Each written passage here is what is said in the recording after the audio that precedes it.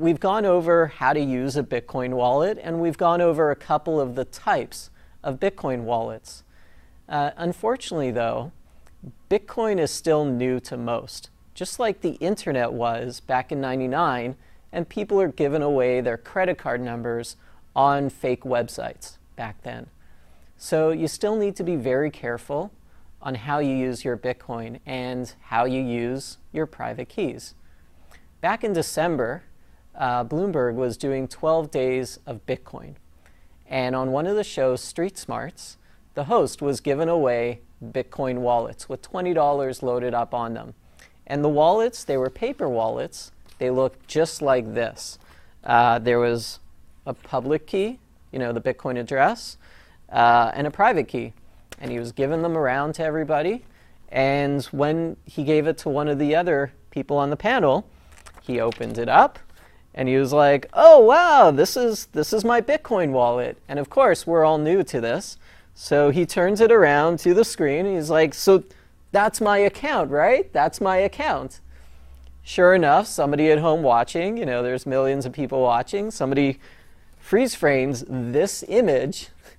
And of course, it's got his private key. So he freeze framed it and ganked all the Bitcoin, the $20 from his Bitcoin wallet, and sent it to another Bitcoin wallet. So he essentially stole all his money just because the host was showing his Bitcoin, his private key, on the show. And so the reason I'm explaining this to you is so that you don't make this same mistake. This is how easy it is. It's like I'm holding up a sign with the password to my email account, and I don't want anybody to, hack into my account. The users of this technology have a little bit to learn on how it works to ensure you don't get your money stolen. So just like people in 1999 were giving away their credit card numbers on fake websites, we are trying to make sure that people don't give away their Bitcoin on a Bloomberg TV show. So there's become this shift in security needs. The rules of how Bitcoin works is different from how our traditional financial system works. So in traditional financial system, we have our pot of gold, our treasure chest sitting in a vault in a bank, and the banks have provided us with debit cards, credit cards, that we can easily take out that money whenever we need to pay for a steak, whenever you need to buy a cappuccino. And the big difference is you have recourse with your credit cards, with your debit cards. If somebody steals my credit card, I can always call up the company, I can always call up Visa and say, "Hey, I didn't make these transactions." And they'll give you your money back. There's recourse. But with Bitcoin, if someone steals your Bitcoin, there's no recourse. That money is gone. And there's no way of getting that money back.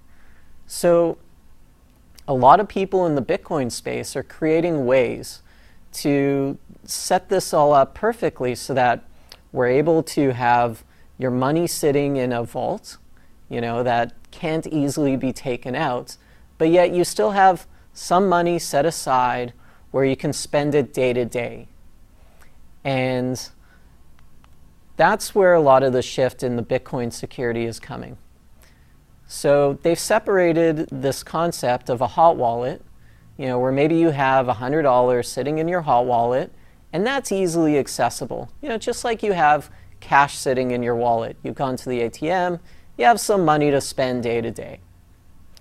And then there's the savings, your treasure chest, and that's sitting in a secure wallet. And there's a lot of companies right now that are creating these secure wallets where it's very difficult to get the money out. And so they're using tools like two-factor authentication. They're using 2-day delays. So if you want to get that money out, you'll have to wait 2 days, and make sure that so-and-so has actually authorized it. And multi-signature. So multi-sig has been a hot topic in 2013, 2014 in the Bitcoin world. How do we ensure security with people's money, people's Bitcoin? And the way multi-signature works, it's similar to if you have your pot of gold, if you have something sitting in a lockbox, you'll have two keys. One key cannot open the box. Both keys have to open the box. And it's the same thing with Bitcoin.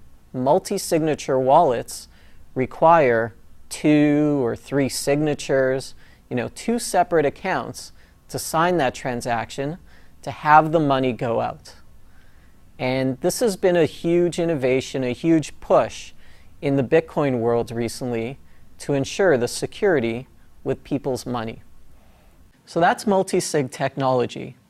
And we caught up with Mike Belshe from BitGo, who's leveraging the multi-sig technology to increase security of people's Bitcoin. So BitGo is the first security services company for Bitcoin.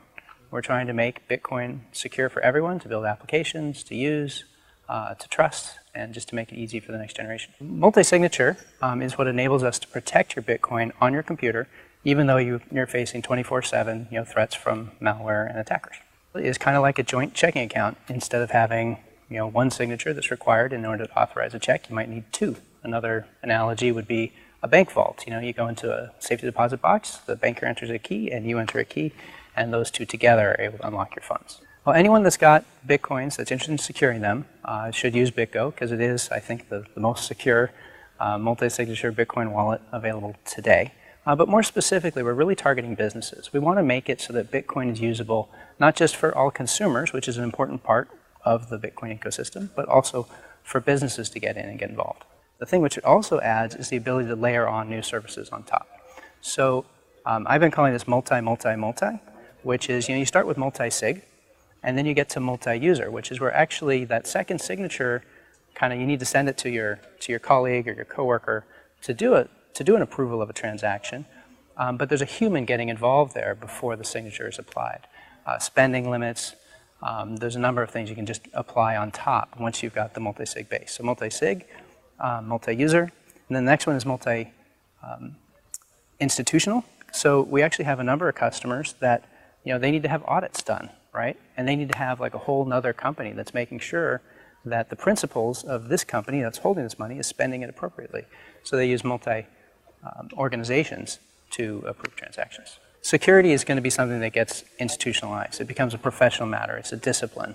It's much like you don't hear of a lot of breaches. There are some thefts of traditional banks, even today, for millions and billions of dollars, but they don't happen that often, and the perpetrators are often caught. That will happen with Bitcoin.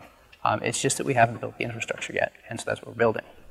Okay, so that's how you and I, as consumers, can use our Bitcoin day to day and keep it safe through those 2 strategies, hot wallets and secure wallets. Now, for corporations like Coinbase, for example, they're holding on to your private keys. They're holding on to hundreds of millions of dollars of people's Bitcoin. How do they ensure that your Bitcoin, our Bitcoin, is safe? Well, they use a technology called hot and cold storage. So hot storage is when your Bitcoin is sitting on a computer or a server or something that's connected to the internet. So if it's ever possibly compromised, hackers can log in and somehow they figure out a way to compromise this system, even though it's pretty secure. They can easily steal your Bitcoin. And that's considered hot storage. Now, cold storage is a paper wallet. You have your private key stored on a piece of paper, but it's not connected to the internet. Or you have it sitting on a USB stick, just like this, a USB stick. And you have the private keys. I could essentially hold hundreds of millions of dollars just on this one private key. And the key thing is, it's not connected to the internet.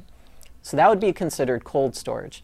And a company like Coinbase, what they do is they break it up. They break it up where about 3% of their Bitcoin that they're holding is in hot storage. So that's money floating, in and out every day that people are using. And then the other 97% of the Bitcoin is sitting on cold storage. And the technique that most of these guys use is they put the Bitcoin, the private keys, stored on multiple USB sticks, and they actually lock it in a bank vault.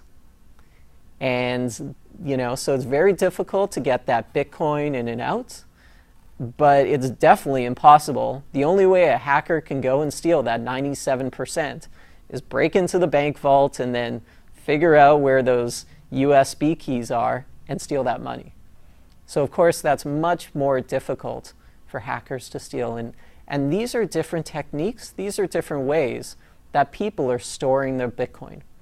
One innovation in Bitcoin security, it's actually a hardware wallet, and it's a pretty interesting wallet. All it can really do is hold my private keys. So even if I use this Trezor with an infected computer, with malware, anything, the only thing it can do is use these private keys on it. Nobody can steal the private keys from here. So I'm going to give you a quick demo of how it works. And what I'm going to do is plug it into my computer. And ahead of time, when I set it up, the Trezor actually generates the private keys for me. It generates it on the device itself. As I plug it in, you can see here on the screen, here it's created a wallet. I have a Bitcoin wallet here. And the wallet actually got activated, it got turned on by me plugging in my Trezor. If I actually have some money in my wallet, which I'm going to get right now, I'm going to send some Bitcoin from my Coinbase wallet, and I'll send $1. Great, sending. Okay, so in my Trezor wallet, so Trezor provides me with an online wallet, and here you can see, oh, look at that, I just sent money from Coinbase and instantly it updated with some Bitcoin in Trezor. Now again, the whole point of this hardware wallet is to ensure it's another layer of security. If I want to send money from this Bitcoin wallet, this hardware wallet, this Trezor, is another layer of security to make sure that only I can send money out of this wallet. And so this is actually really neat, is if I want to send money now from my Trezor, let's say I want to send it to this Bitcoin address, which again is the United Way. I'm going to send, how much Bitcoin do I have here? It's about 0.00239. So we go send 00239. Actually, I have to send a little bit more, a little bit less. Okay, send. So right here, you see this part right here? I try to say send, but now it's asking for a current PIN. And do you remember those little keychains you would use to log into VPN networks? You'd always carry them around with you, and they're connected to a satellite, and they randomly every minute generate a new number. Well, it's very similar here. With the Trezor, there's actually a number showing here on the Trezor. It's a whole matrix of numbers. And it's given me a pattern of where I should click on these question marks, this whole grid of question marks. Even if I have a keylogger running on my computer right now that's logging every single keyboard button I press, it still can't know what proper number is showing on my Trezor. Okay, so I go 1, 2, 3, 4, 5, 6, 7, 8, 9. Okay, so the Trezor is giving me the proper code to enter onto my screen here. And if I enter the right code, if it's the right code, now my Trezor is checking. Yep.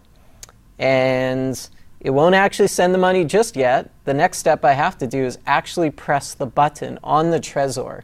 Press the button to confirm this transaction. And only then will the Trezor, with the private key sitting on it, send the transaction and send that money. So I click confirm and confirm again. And there you go. Now the money is sent. And you see how that's another extra layer of security. And these are new innovations that are being created in this new segment of Bitcoin. Because again, the rules are totally different. The way it all works, the properties of this money are different. So the Trezor is an interesting and a great hardware wallet.